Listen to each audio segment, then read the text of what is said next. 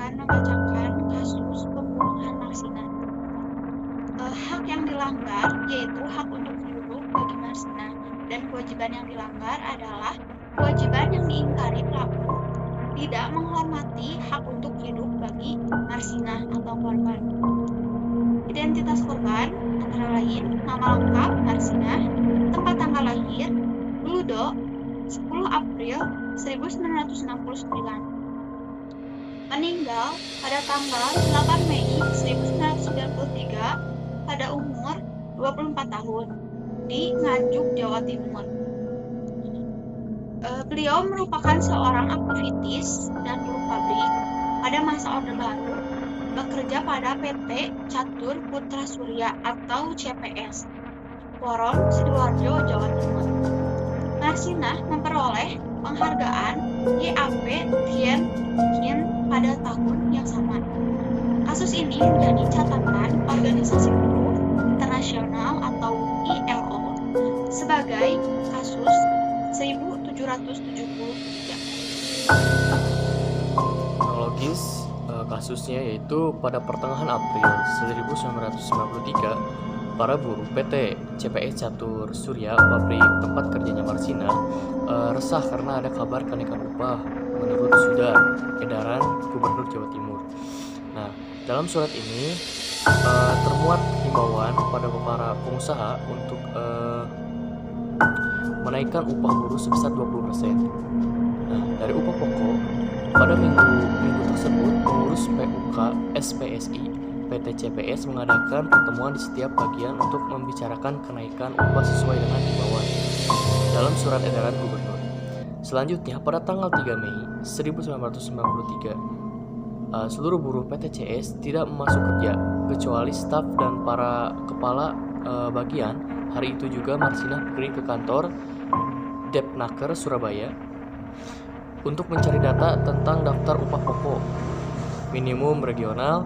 Data inilah yang ingin Marsina perlihatkan kepada pihak pengusaha sebagai penguat tuntutan pekerja yang hendak mogok. Kasus tersebut berawal dari unjuk rasa buruh yang dipicu surat edaran gubernur setempat mengenai penaikan UMR.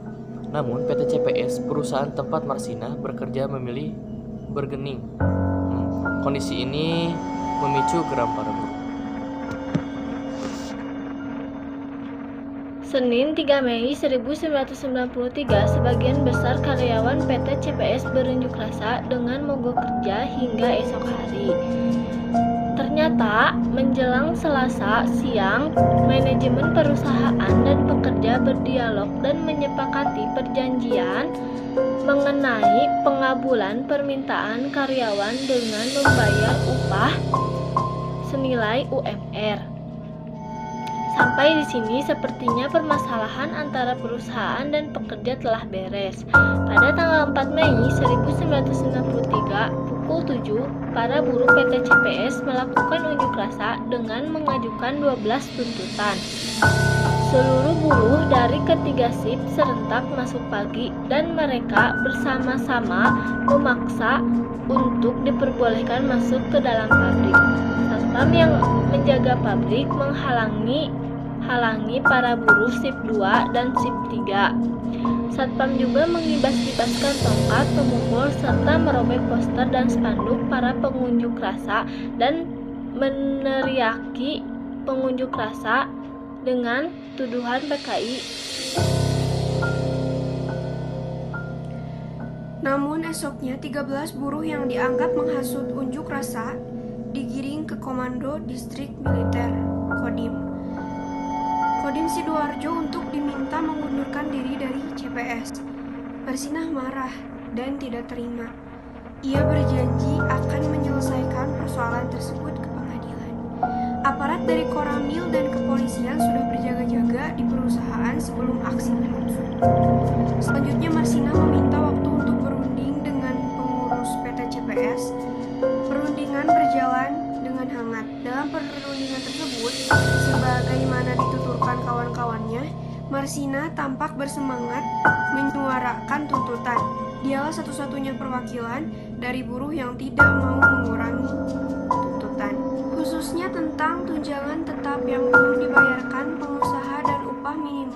besar Rp 2.250 per hari, sesuai dengan Kepmen 50/1992 tentang upah minimum regional.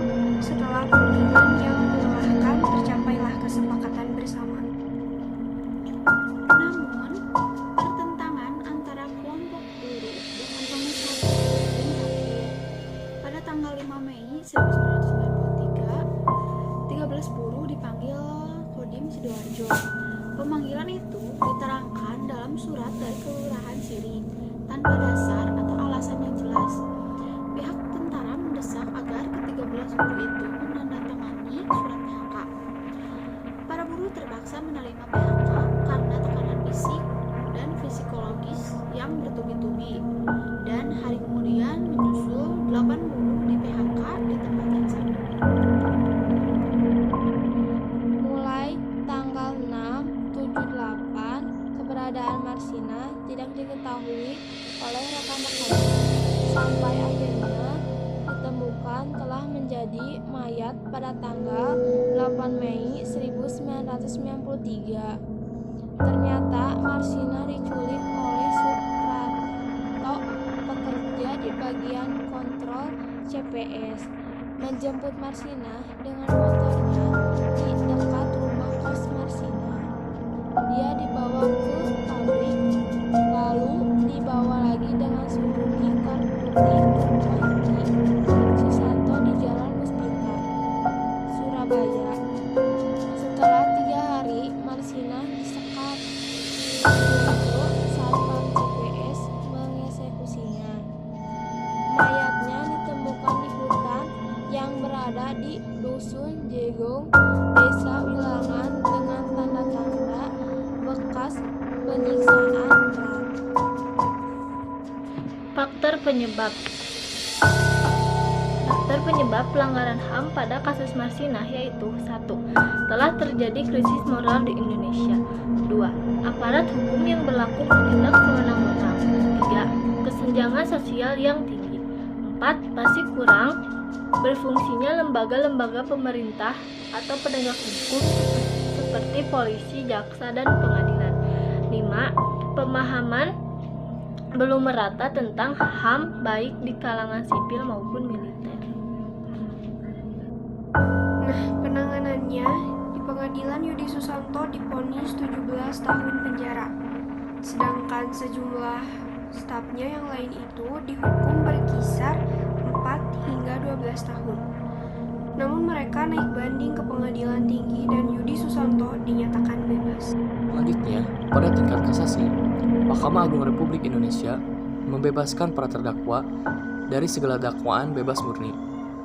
Putusan Mahkamah Agung Republik Indonesia tersebut setidaknya telah menimbulkan ketidakpuasan sejumlah pihak, sehingga muncul tuduhan bahwa penyelidikan kasus ini adalah direkayasa.